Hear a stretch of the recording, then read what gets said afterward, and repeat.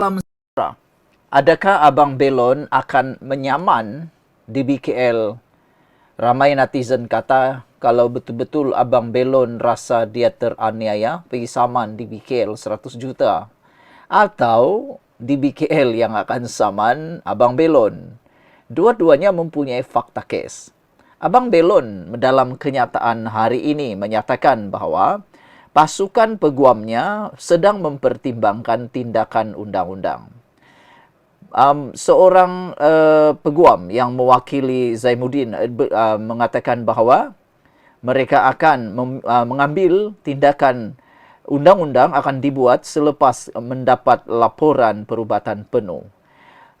Mengulas lanjut, Muhammad Hafiz ataupun Abang Belon berkata, mengulas lanjut, Muhammad Hafiz berkata Zainuddin sepatutnya menjalani pembedahan. Muhammad Hafiz ni siapa? Dia seorang doktor yang pernah menjadi ketua pemuda PKR Kelantan yang telah dipecat pada tahun 2017. Dia kata Abang Belon mungkin akan berpotensi untuk mengalami risiko lumpuh kekal susulan kecederaan yang dialami. Jadi apabila ini berlaku, Abang Belon bersama pasukan peguamnya sedang mempertimbangkan untuk membuat tindakan undang-undang. Tetapi pada masa yang sama, apabila Abang Belon menyatakan tentang kejadian yang berlaku, seolah-olah beliau menjadi mangsa ataupun seolah-olah beliau adalah mangsa keganasan pegawai di BKL, itu pun menjadi satu persoalan. Adakah di BKL pula yang akan menyaman Abang Belon? Kita dah pernah kata Abang Belon sepatutnya berdamai dengan di BKL. Kerana kes pergi ke mahkamah ni bukan mudah. Abang Belon perlu tahu, ahli-ahli politik tu senang-senang saja menunggang kamu.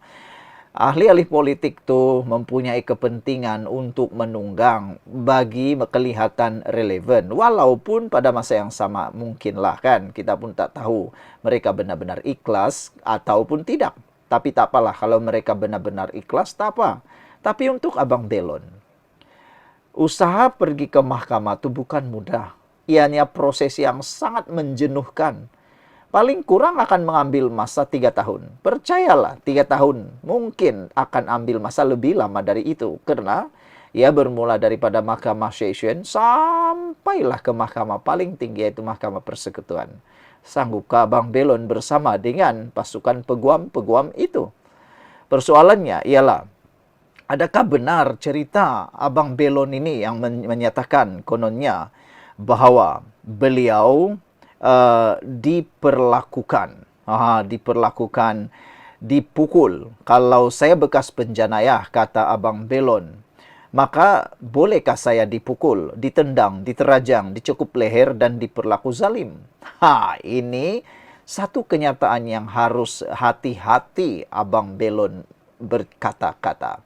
Meskipun dia bersama dengan peguam, semua perkataan yang dia cakap itu sudah dirakamkan. Ingat, apa saja yang kamu cakap boleh jadi perkara yang melawan di mahkamah nanti. Abang Belon berkata, pada 28 Mac saya disogo jual belon. Saya tidak jual dadah, katanya. Kalau saya bekas penjenayah, maka saya boleh dipukulkah, ditendangkah, diterajangkah, dicekup leherkah atau diperlaku zalim? Menjadi persoalan kepada Abang Belon, betulkah dia ada ditendang, diterajang?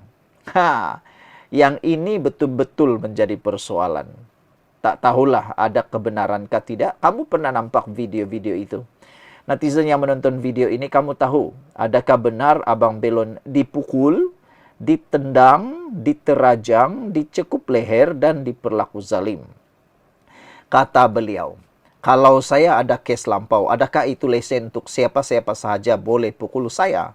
Kalau saya miskin, susah dan ada kes lampau, adakah di BKL boleh layan saya macam sampah, katanya lagi. Tapi netizen sekarang dah mula muak. Mereka dulu simpati terhadap Abang Belon, tapi sejak akhir-akhir ni, nampaknya netizen sudah mula beralih angin. Sudah ramai yang tidak lagi simpati dengan Abang Belon apabila kelihatan drama ini sudah melampau-lampau. Sehingga sekarang ini macam seakan-akan di BKL pula yang menjadi mangsa. Dan apabila Abang Belon kata, kalau saya ada kes lampau, adakah itu lesen untuk siapa-siapa sahaja boleh pukul saya? Kalau saya miskin, susah dan ada kes lampau, adakah di BKL boleh layan saya macam sampah, katanya. Sebenarnya kata netizen dalam ruangan komen, mereka kata, di BKL tidak pernah menganggap kamu sebagai seperti sampah. Tetapi tindakan kamu berniaga tanpa lesen, itu salah. Dan satu lagi, Anda bertindak kasar kepada pegawai penguatkuasa di BKL apabila menurut fakta kes, kamu yang menolak pegawai penguatkuasa, kata netizen. Selain itu, ada juga netizen yang mengatakan bahawa kan mudah kalau Abang Belon tidak melawan. Kerana dia tahu dia berniaga tanpa lesen. Itu adalah perkara yang haram. Siapa kata berniaga tanpa lesen itu halal? Berniaga tanpa lesen itu haram. Jadi, makanya, Abang Belon lebih baik kamu berdamai sajalah dengan DBKL. Tak perlulah terpengaruh dengan pempengaruh-pempengaruh tu. Tak perlulah terpengaruh dengan ahli-ahli politik tu. Mereka sebenarnya hanya cuba mengalih perhatian dan hanya mau mempergunakan kamu. Tak sedar lagi kah? Itu netizen kata, Abang Belon tak sedar-sedar lagi kah? Bahawa kalau kes ini dibawa ke mahkamah, dua-dua pun akan kena.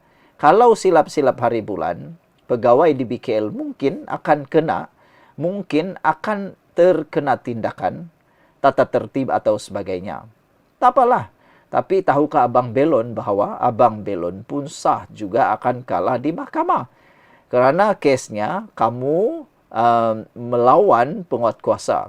Kedua, tidak bekerjasama dengan penguatkuasa. Dan yang ketiga, kamu juga berniaga tanpa lesen. Itu fakta yang tak boleh ditolak. Dan pengakuan Abang Belon dia sudah mengaku bahawa dia berniaga tanpa lesen. Jadi apalagi yang Abang Belonnya cuba tegakkan. Saudara-saudara sekalian, jadi persoalannya sekarang ialah siapa yang akan saman siapa? Adakah Abang Belon yang berani menyaman DBKL dengan 100 juta? Ataukah DBKL yang akan saman Abang Belon pula? Dilihat pada fakta, sekarang bergantung kepada siapa yang ada kes. Pada pendapat saya, satu sajalah. Saya kata berdamai. Itu juga yang saya ulang-ulangkan. Lebih baik Abang Belon berdamai kerana DBKL dah pun menyatakan akan membantu kos rawatan.